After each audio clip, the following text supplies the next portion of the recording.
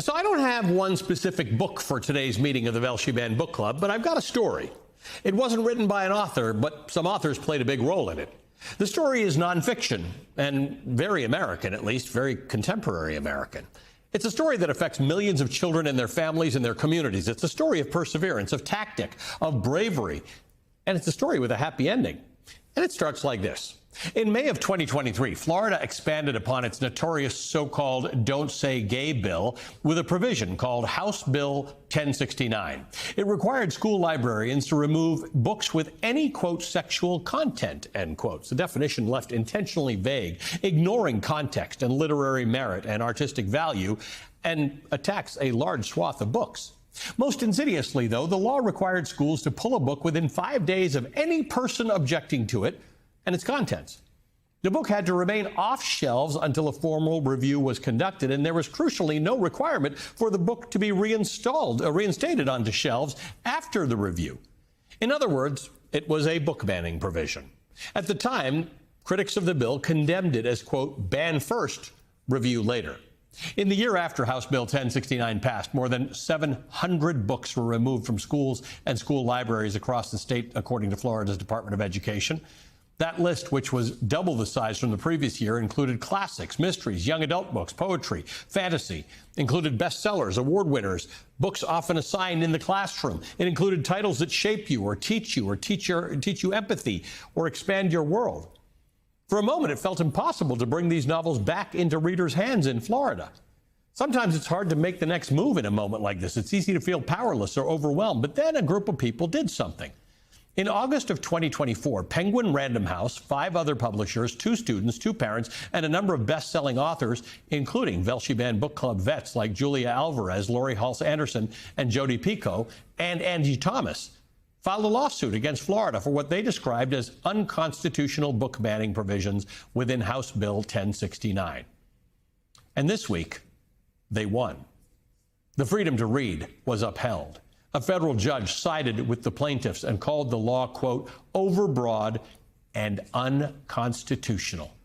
Toward the end of the 50-page decision, there's a short sentence, just 6 words, that says so much, quote, none of these books are obscene. The Color Purple, I Am Not Your Perfect Mexican Daughter, The Freedom Writer's Diary, On the Road, 19 Minutes, Looking for Alaska, How the Garcia Girls Lost Their Accents, Shout, Last Night at the Telegraph Club, The Handmaid's Tale, Beloved, The Hate You Give, and more. So many more titles. None of these books are obscene. I share the story not just because the freedom to read is something I'm personally passionate about, or because we've spent so many Saturday mornings discussing some of the titles removed because of House Bill 1069, or because we could all use some good news right now. I actually just share the story because it's a salient reminder that strategic use of the law, pressure wherever it may be found, and above all, organized coalition can and does work. Love this gavel. Today's meeting of the Velshi Band Book Club is officially underway. I'm joined once again by an important member of the Velshi Band Book Club, Angie Thomas.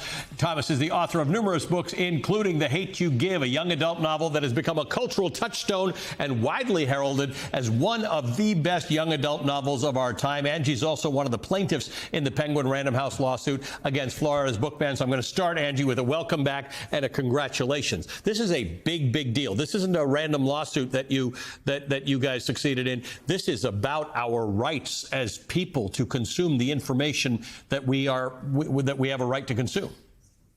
Absolutely. First off, thank you so much for having me, and thank you for the Band Book Club. I still remember when I was on here the last time, but I am so thrilled by the court's decision. I'm relieved. There's been a lot of conversation about book bans and parents' rights, but one thing that I think this lawsuit really highlighted was that there are parents who want these books in their kids' hands as well. And so we had those parents involved too. And I'm thrilled that our First Amendment rights were upheld, and that we now can say, hey, we pushed back and we won.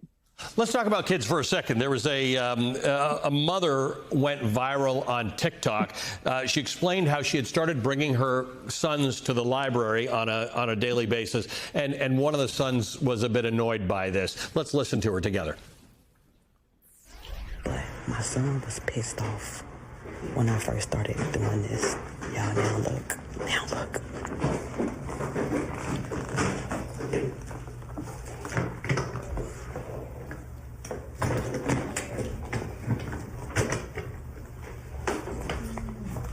He's reading this book called Concrete Rose by Angie Thomas. And she also wrote The Hate U Give, which is a movie that my son likes to watch. So I think that's so cute. Y'all take y'all kids to the library. Plus, they need to learn how to be quiet. Sit down. I mean, look, there's a separate conversation to be had about why libraries are so important. And part of that is some version of childcare and that they're there and that they learn and they socialize. But you're talking about your book, talking about Concrete Rose, talking about, I mean, this is where the rubber hits the road, right? This is not an abstraction to you. There are children who read your books. Absolutely. And I hear from them all the time. I, growing up, was that kid who at times I wasn't sure books were meant for me because I would find books, you know, librarians may put books in my hands, but at the time we were lacking so much diversity when it comes to storytelling. And when you don't see yourself in pages, when you don't see characters who resemble you, who live lives like yours, it makes you think that that means your life isn't worth reading about. Your life isn't worth writing about. And now as an author, I want to make sure that young people who may look like me, who grew up in neighborhoods like mine, in situations like I did, have those mirrors, and other kids have those windows and sliding glass doors. That's essentially all we're doing as authors. And so I hear from young people all the time, especially with the Concrete Rose. That book is so popular with young people who are considered at risk. I hear from kids who are just like the young man sitting there at the library. His mom made him go to the library. But I also hear from kids who are in juvenile detention centers. And we miss, when we're talking about book bans, we're missing an entire segment of young people who these are the books that they gravitate towards. If we want to encourage kids to read, we have to meet them where they are. And we have to trust that the librarians and the educators who are in place are choosing books that are appropriate for them. And we have to trust that. And so when we're talking about book bans, we're essentially also putting educators, librarians in an awful position because so many of them now fear for their jobs and they just want kids to read.